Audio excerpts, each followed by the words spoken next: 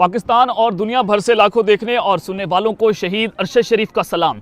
नादरगाम मैं आपको बहुत पहले बता रहा था कि पाकिस्तान इस वक्त फैसला कुन मोड़ पर है और इमरान खान इस सियासत के बेताज बादशाह हैं। अगर आप उसको नहल करने का सोचेंगे, अगर आप उसको गिरफ्तारी तक जाएंगे, अगर मिस एडवेंचर करेंगे, 9 अप्रैल की रात का मिस एडवेंचर आपके सामने है कि एक शख्स को निकाला, वो डायरी लेकर निकला, लेकिन आज पूरी कौम उसके सर पर आ खड़ी है।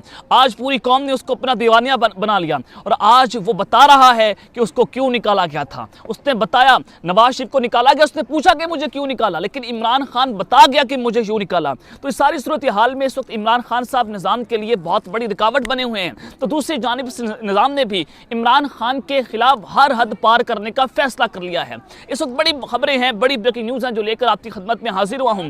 सबसे पहली खबर पर आज हम बात करेंगे कि इस्लामाबाद में 2 ताकतवर तरीन शख्सियात की अहम तरीन मुलाकात हुई है और यह अहम तरीन से भी लेकर हंगामी मुलाकात है जिसने इस वक्त खतरे की घंटियां बजा दी हैं। किन किन ताकतवर शख्सियात की वज़ीर-ए-आज़म ऑफिस में मुलाकात हुई है और इसमें क्या एजेंडा तय पाया है, होने क्या जा रहा है और बंद कमरों में इस वक्त क्या चल रहा है, इस हवाले से बड़ी इंपॉर्टेंट डिटेल्स हैं वो आप तक पहुंचाना है। और दूसरी खबर पर आज हम बात करेंगे कि अमेरिका का इमरान खान के खिलाफ अब तक का सबसे खतरनाक मरासला जारी कर दिया गया है।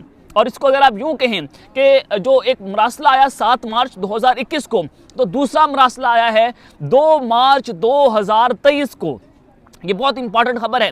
अमेरिका की जानिब से इमरान खान के खिलाफ क्या कुछ होने जा रहा है और जो स्टेटमेंट आई है, पॉलिसी स्टेटमेंट अमेरिका की, उससे वाज़ेह हो जाएगा कि इमरान खान को हर तरह से रास्ते से हटाने की कोशिशें तेज़ हो चुकी हैं। इस हवाले से भी कुछ इंपॉर्टेंट डिटेल्स मैं आप तक पहुँचाऊँगा। और दूसरी खबर जो है कि इस्लामाबाद में इमरजेंसी नाफिज कर दी गई है और सिक्योरिटी को भी हाई अलर्ट कर दिया गया है।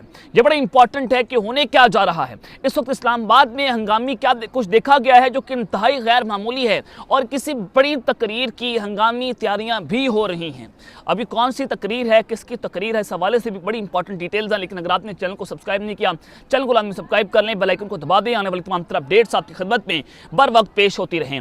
नादरगाम आपको तजर्बाकारों की तजर्बाकारियाँ जो हैं वो बहुत ज़्यादा मुबारक हों कि इमरान खान साहब को निकाला गया था कि मैशत जो है वो इमरान खान से नहीं सही चल रही। एक बहुत इंपॉर्टेंट प्रेस कॉन्फ्रेंस हुई थी 2 अहम तरीन शख्सियात की जानिब से, नाम भी ले देता हूँ, DGISPR और DGISI ने प्रेस कॉन्फ्रेंस की थी और उन्होंने कहा, DGISI ने, कि इमरान खान साहब का सबसे बड़ा मसला जो है वो अजनाब मैशत नहीं था। उनका सबसे बड़ा मसला जो है वो कायदे हिज़्ब इख्तिलाफ थे। इमरान खान के दौर में 6% मुल्क तरक्की का राह था। उनके दौर में मूडीज़ ये बता रहा था कि पाकिस्तान की जो मैशत है वो दुरुस्त समत में जा रही है। पाकिस्तान को मूडीज़ ने पॉजिटिव आउटलुक दी। ब्लूमबर्ग जो मूडीज़ और दुनिया के सबसे बड़े इदारे पाकिस्तान की मैशत को पॉजिटिव जो है वो इशारिया बता रहे थे, लेकिन आज वही मूडीज़, आज वही ब्लूमबर्ग पाकिस्तान की मैशत को डिफ़ॉल्ट करार दे रहा है। और मूडीज़ की जो कल परसों की रिपोर्ट सामने आई है उसके मुताबिक पाकिस्तान को CAA3 जो उनको रेटिंग दी गई है, ये सबसे खतरनाक रेटिंग। और मूडीज़ ये बता रहा है कि there is no chance to recover Pakistan economy, कि पाकिस्तान की इकोनॉमी को रिकवर करने के लिए इसको कोई चांस नहीं है। पाकिस्तान डिफ़ॉल्ट कर गया है। श्रीलंका से भी बदतरीन हालात आज पाकिस्तान के बन चुके हैं। और फिर एक और खबर है कि डॉलर की जो ऊंची उड़ान है, आज इंटर बैंक में डॉलर 14 रुपये महंगा हो चुका है। इंतहाई अलार्मिंग सिचुएशन है कि एक ही दिन में डॉलर आज 14 रुपये महंगा हुआ है और इंटर बैंक में डॉलर 281 रुपये में फ़रोख्त हो रहा है। और जो वैसे मार्केट रेट है तकरीबन 350 पर भी आज डॉलर नहीं मिल रहा। डॉलर जो है वो शॉर्ट हो चुका है और IMF जो है वो कह रहा है कि पाक अफगान बॉर्डर तक इस रेट को बढ़ाया जाए। IMF की जो शराइत हैं उसके मुताबिक टैक्सेस भी बढ़ाए जाएंगे और अभी तक पाकिस्तान और IMF के दरमियान मामला जो हैं वो तय नहीं पाए हैं और ये मामला मज़ीद बिगड़ता चला जा रहा है। अब जनाब, कल सुप्रीम कोर्ट ऑफ पाकिस्तान का फैसला आपके सामने भी आया था और वो मैंने वहाँ से रिपोर्ट किया, सुप्रीम कोर्ट भी हम मौजूद थे कल। तो इलेक्शन से मुतालिक अदालती फैसला, हुकूमत आला अदलिया का दरवाज़ा खटखटा सकती है और वज़ीर-ए-आज़म शहबाज शरीफ मुस्तकबिल के लाए-ए-अमल के हवाले से इत्तेहादियों से मुशावरत के बाद भी फैसला करेंगे कि अब जनाब क्या किया जाए। कल मैंने आपको बता दिया था कि हुकूमत इस बात पर काम कर रही है कि फैसला जो है वो 3-2 से आया है और 2 जो जजेस हैं उन्होंने कल इख्तिलाफी नोट लिखा। इससे पहले 2 जजेस भी इख्तिलाफी नोट कर चुके हैं और 4 जजेस पाकिस्तान इस अज़खुद नोटिस के बेंच से अलग हो गए। यानी कि 7-3 से फैसले को जोड़कर हुकूमत ये अपने हक में फैसला लेना चाहती है और रिव्यू पटिशन में जाया जा सकता है ताकि पाकिस्तान में इलेक्शन ना हो सकें। और जो मामला है कि सुप्रीम कोर्ट के ताज़ा तरीन फैसले के बाद कुछ वफाकी वज़रा ने शहबाज शरीफ के साथ गैर रस्मी मुलाकात की है, जिसमें सुप्रीम कोर्ट के 2 सूबों में इलेक्शन के हिदायत के हवाले से सामने आने वाले फैसले पर तफसीली तबादला ख्याल भी किया गया है। अब जो मामला है जिसमें जो मुलाकात हुई है वफाकी वज़रा की, उसमें एहसन इकबाल, इसहाक डार, ख्वाजा आसिफ मोहम्मद अहमद खान और दीगर ने शिरकत की है। गैर रस्मी तौर पर फैसला किया गया क्योंकि हुकूमत 3 के मुकाबले में 4 के फैसले पर इसरार करेगी। वही बात जो मैं कल बात कर रहा था कि 3 की बजाय बल्कि हुकूमत 4 के फैसले पर इसरार करेगी, और इस मकसद के लिए कि अगर जरूरत पेश आए तो आला तरीन अदालत का दरवाजा खटखटाया जा सके। अब एक और खबर है कि हुकूमत का सुप्रीम कोर्ट के खिलाफ नज़रसानी दरख्वास्त दायर ना करने का फैसला। अब इसके पीछे गेम क्या है? अब हुकूमत जो कानूनी टीम है उसको उन्होंने जनाब शहबाज शरीफ को ये ब्रीफिंग दी है कि सुप्रीम कोर्ट का फैसला दर हकीकत 4-3 से आया है। जो मैं आपको वही कल बात बता रहा था कि सुप्रीम कोर्ट का फैसला दर हकीकत 4-3 से आया है। सुप्रीम कोर्ट के बजाय हाई कोर्ट के फैसलों का इंतजार किया जाए, और यही ब्रीफिंग जो है वो दी जा रही है शहबाज शरीफ साहब को। और साबिक वज़ीर-ए-आज़म के साथ भी, नवाज शरीफ साहब के साथ भी रब्ता हुआ है शहबाज शरीफ का, और उनसे भी ये मामला जो है वो तय किए जा रहे हैं। और ये भी बताया जा रहा है कि इत्तेहादी हुकूमत में शामिल chairman peoples party Bilawal Bhutto भी लाहौर पहुँच चुके हैं, और उन्होंने पाकिस्तान पीपल्स पार्टी पंजाब की क़यादत को बिलावल हाउस में तलब कर लिया है, जिसमें सुप्रीम कोर्ट के फैसले पर मुशावरत की जाएगी। और यहाँ पर लतीफ़ खोसा पाकिस्तान पीपल्स पार्टी के सीनियर रहनुमा हैं, कानूनदान हैं, उन्होंने ये बात की है कि अगर इन्होंने इलेक्शन ना करवाए तो सीधा साधी इनके ऊपर आर्टिकल 6, ना सिर्फ आर्टिकल 6 लगेगा बल्कि तौहीन अदालत की कार्रवाई भी शुरू हो जाएगी। तो जनाब हुकूमत बुरी तरह से फंस चुकी है, और अब ये नए हीले बहाने जो है उसको तलाश किया जा रहा है। अब जनाब बात है कि अमेरिका जो है उसने इमरान खान के खिलाफ एक अहम तरीन मरासला जारी कर दिया है, और 2 मार्च 2023 यानी कि ठीक 1-2 साल के बाद ये मरासला जो जारी हुआ है उसने इस तबाही मचा के रख दी है, और इंतहाई खतरनाक मरासला है। इसके मुताबिक जो तर्जमान अमरीकी महकमा है नेट प्राइस, उन्होंने एक पॉलिसी स्टेटमेंट जो है वो जारी की है। उनकी जानिब से कहा गया है कि अमेरिका पाकिस्तान में जमहूरी इदारों और जमहूरी अमल के साथ है। अमेरिका कौन होता है? ये इमरान खान साहब कह रहे थे कि अमेरिका कौन होता है जनाब पाकिस्तान में मुदाखलत करने वाला, और यही अमेरिका जिसने पाकिस्तान में एक साइफर भेजा, धमकियां दी और कहा कि अगर इमरान खान को तुमने ना निकाला तो पाकिस्तान को कंसिक्वेंसेस बर्दाश्त करना होंगे। और फिर आपने देखा कि अमेरिका ने हर मैदान में साइफर भेजे, और हर बार पाकिस्तान में तख्ते उल्टे, और बहुत सारे ममालिक में ऐसा हुआ, ना सिर्फ पाकिस्तान में बल्कि बहुत सारे लैटिन अमेरिका में अगर आप बात करते हैं तो वहाँ पर भी चीज़ें होती रही हैं। और फिर जनाब वो कहते हैं कि वाशिंगटन में प्रेस ब्रीफिंग के दौरान पाकिस्तान में आइंदा इंतखाबात में चेयरमैन पीटीआई इमरान खान के जीतने के इम्कानात से मुतालिक सवाल पर उन्होंने कहा कि पाकिस्तानी अवाम के लिए सवालात हैं, अमेरिका के लिए नहीं हैं। और फिर उन्होंने कहा कि ये से आप बातें करते हैं, ये डिप्लोमेटिक लैंग्वेज, आपने इससे अंदाज़ा लगाना है कि अमेरिका जो है वो इमरान खान को पसंद नहीं कर रहा। वो कहते हैं कि अगर पाकिस्तानी अवाम का फैसला तो क्या करें, अमेरिका इस फैसले के साथ नहीं खड़ा हुआ। और वो कहते हैं कि अमेरिका किसी एक उम्मीदवार या एक शख्सियत को दूसरी सियासी जमात पर तरजीह नहीं देता, हम जमहूरी इदारों, जमहूरी अमल के साथ खड़े हुए हैं। और वो ये मजीद बात करते हैं कि मजबूत तजारती ताल्लुकात को माजी के मुकाबले में अहम करार देते हुए कहा कि पाकिस्तान के साथ इक़्तिसादी और तजारती ताल्लुकात को मजीद गहरा करने के लिए हम पुरअज़्म हैं। और उन्होंने ये भी रिमार्क्स दिए कि उनका मुल्क पाकिस्तान के साथ इक़्तिसादी और तजारती ताल्लुकात को मजीद गहरा भी करेगा। ये जनाब इससे आप अंदाज़ा लगा सकते हैं कि अमेरिका जो है पूरी तरह से पाकिस्तान में दोबारा से रजीम चेंज के बाद इमरान खान को लाने के लिए रोक रहा है, और उसके लिए बिलावल भुट्टो को उनकी जगह तैयार किया जा रहा है। और यही बात अनीक नाजी ने की कि इंटरनेशनल इस्टेब्लिशमेंट हो, पाकिस्तान के रियासती इदारे हों, उन्होंने ये तय कर लिया है कि मुस्तक़बिल बईद में बिलावल भुट्टो और मरियम नवाज ही पाकिस्तान के लीडर होंगे, उसमें इमरान खान साहब की कोई जगह नहीं होगी।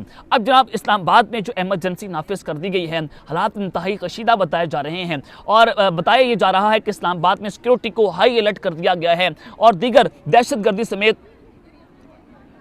जो थ्रेट्स अलर्ट हैं इस्लामाबाद में, उसमें जनाब एक दफ़ा 144 को नाफिज कर दिया गया है। अदालतों के बाहर सिक्योरिटी को बहुत ज़्यादा टाइट भी किया गया है, और इस वक्त हालात ऐसे लग रहे हैं कि there is something wrong behind the bottom, और कुछ बड़ा फैसले का इंतज़ार भी किया जा रहा है।